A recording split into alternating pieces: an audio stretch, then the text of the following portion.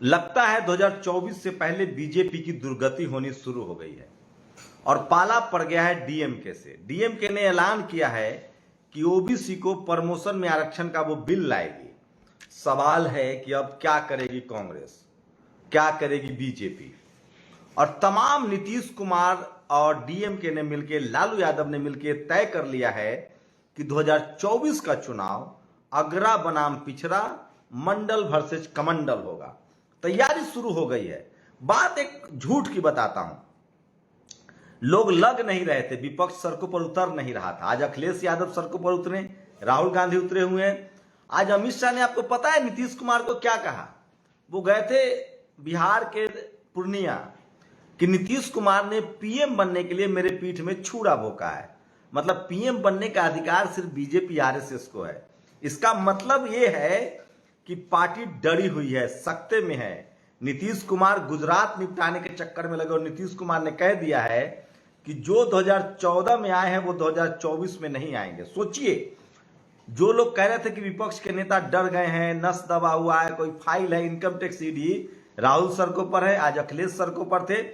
और किस तरह से झूठ जेपी नड्डा ने कहा, आज जेपी नड्डा ने कहा कि मदुरई में एम्स बन गया है। इतना बड़ा सफेद झूठ बोला।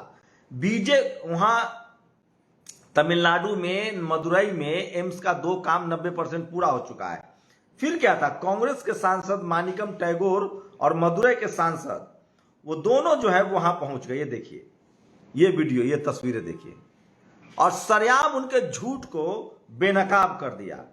तो आप सोच सकते हैं कि किस तरह से सरेआम इनके झूठ को बेनकाब कर दिया। अब संसद में खेल होने वाला है।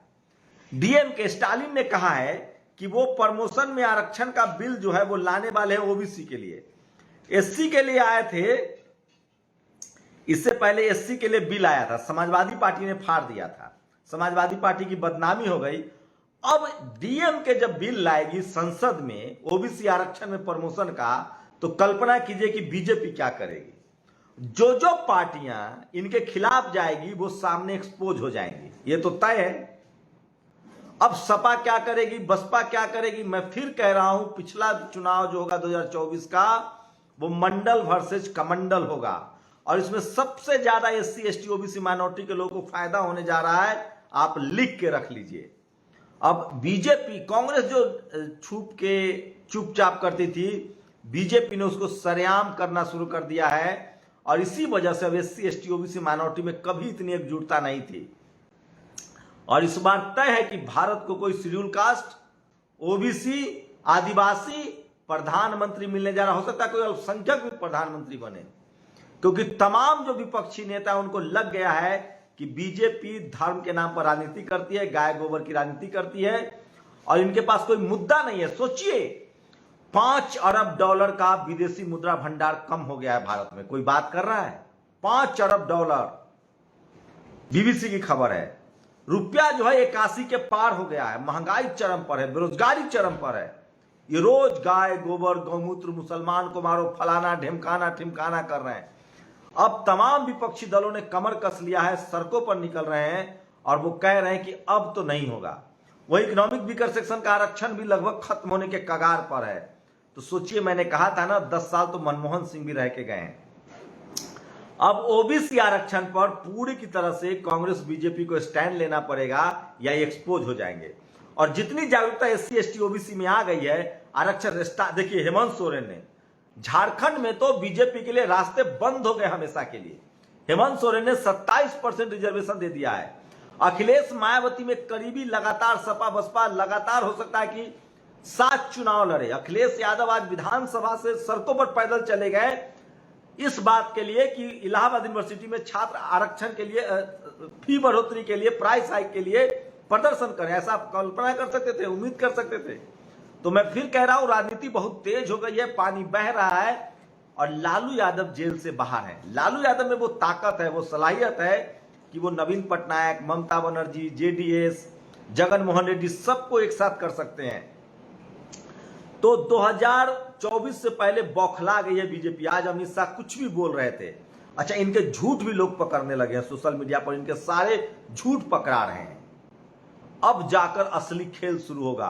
मैं फिर कह रहा हूं, इस देश के 90% लोग SC ST OBC माइनॉरिटी के लोग जो है आज डीएमके के सांसद है, दलित सांसद है ये राजा, जिनको फंसाया गया था संचार घोटाला में 2G स्पेक्ट्रम में। विनोद राय, जातिवादी एक CAG विनोद राय ने फंसाया था। उन्होंने कहा है कि 3% सवर्ण हिंदू 90% हिंदुओं के अधिकार का विरोध करता है, आरक्षण का विरोध करता है, ये नहीं चलेगा। OBC 50% अकेले आबादी है इस देश में, 55% 60%, उसको प्रमोशन में आरक्षण का बिल डीएमके लाने जा रही, कौन विरोध कर पाएगा भाई? है किसी में हिम्मत विरोध करने की? अब इसकी वजह से मैं फिर कह रहा हूं 2024 का जो पूरा जो राजनीति होगी, पूरा जो चुनाव होगा, वो मंडल वर्सेस कमंडल होगा। आरक्षण में बार बार पिछले 5 साल से कह रहा था कि जैसे जैसे SC ST OBC माइनॉरिटी के लोग, बहुजन समाज के लोग कॉलेज यूनिवर्सिटी पहुंचेंगे, आरक्षण की लड़ाई और तेज होगी, और वो समय आ गया है। बीजेपी ने इतना ज्यादा अत्याचार किया, जैसे कंपनियां बेची जा रही है, रेल बेचा जा रहा है, सेल बेचा जा रहा है, गेल बेचा जा रहा है, आरक्षण खत्म हो रहा है, नौकरियां खत्म हो रही है। उससे साफ है, बंगाल में कुर्मी आंदोलन 5 दिन से रेट बंद करके रखा है ट्रक ड्राइवर, सोचिए। तो देश भर में आंदोलन शुरू है, और सबसे ज्यादा झटका बीजेपी को गुजरात में लगने जा रहा है। तो तमाम विपक्ष के जो विपक्षी दल है, इन्होंने इंतहा कर दिया। सोचिए, इनकम टैक्स ईडी जो है, इनकी इंतहा हो गई है। और सोचिए कि अब जिसके यहां छापा पड़ रहा है, लोग उसके समर्थन में खड़े हो जा रहे हैं, जिसके यहां रेड पड़ रहा है उनके समर्थन में खड़े हो जा रहे हैं। तो बीजेपी ने अपने लिए बहुत मुश्किलें बढ़ा ली है, और इससे साफ है कि 2024 का चुनाव मंडल वर्सेस कमंडल होगा। डीएमके ने लाइन खींच दी है, नीतीश कुमार ने लाइन खींच दी है, लालू यादव ने लाइन खींच दी है, अखिलेश यादव, मायावती जी भी अब समझने लगी हैं कि इनसे लड़ा जा सकता है। लेकिन वही मुद्दा होगा, धर्म के नाम पर आप इनसे नहीं लड़ सकते हैं, इनसे आरक्षण के नाम पर आपको लड़ना होगा। और जब आरक्षण के नाम पर लड़ाई होगी, संवैधानिक अधिकार के नाम पर लड़ाई होगी, तो यकीन मानिए ये बच नहीं पाएंगे। और जो सवर्ण समाज है, वो किसी कीमत पर SC ST OBC माइनॉरिटी का आरक्षण देना नहीं चाहता है, उसके अधिकार देना नहीं चाहता है। और बीजेपी जैसी विरोध करेगी आरक्षण का, सोचिए, मंडल कमीशन जब लागू हुआ था तो आडवाणी रथ यात्रा लेके निकल गए थे, अब तो अयोध्या मंदिर भी बच गया। धर्म की लड़ाई अब कोई लड़ने नहीं जा रहा है। तो सोचिए, अब कोई मुद्दा नहीं इनके पास, और अब साफ हो गया है कि मंडल वर्सेस कमंडल की लड़ाई होगी। और इसकी अगुवाई 3 बड़े 4 नेता कर रहे हैं, नीतीश कुमार, स्टालिन, अखिलेश यादव, मायावती, हेमंत सोरेन। तो बचना कुछ नहीं है। वही एक बड़ी खबर बता दूं, 6 अक्टूबर को RSS हेडक्वार्टर का घेराव करने जा रहे हैं बामन मेश्राम। तो ये बड़ी खबरें थी जो मैं आपके लिए लेकर आया था। मैं बार बार कह रहा हूं कि 2024 का चुनाव क्रूशियल है, SC ST OBC माइनॉरिटी के हक अधिकार का चुनाव है। सोचिए, आदिवासी को रिजर्वेशन है, पिछड़ा को रिजर्वेशन है, 90% मुसलमानों को रिजर्वेशन है। आप इनके खिलाफ कैसे चलेंगे? हमको लगता है कि 2024 के बाद सारी कंपनियों को प्राइवेट जो किया गया उसका सरकारीकरण भी किया जाएगा।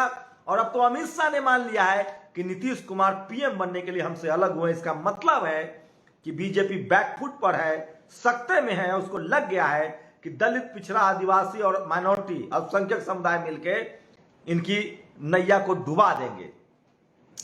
और अंत हो गई है, इंतहा हो गई है। आपको लगता है कि टीवी अखबार अब बचा पाएगा बीजेपी को? मैं फिर कह रहा हूं, अगर मंडल वर्सेस कमंडल, सवर्ण वर्सेस अगड़ा बनाम पिछड़ा, आरक्षण सोशल जस्टिस बनाम धर्म की लड़ाई होगी, तो सोशल जस्टिस की जीत तय है। आप लोग अपनी प्रतिक्रिया जरूर दीजिए। शुक्रिया।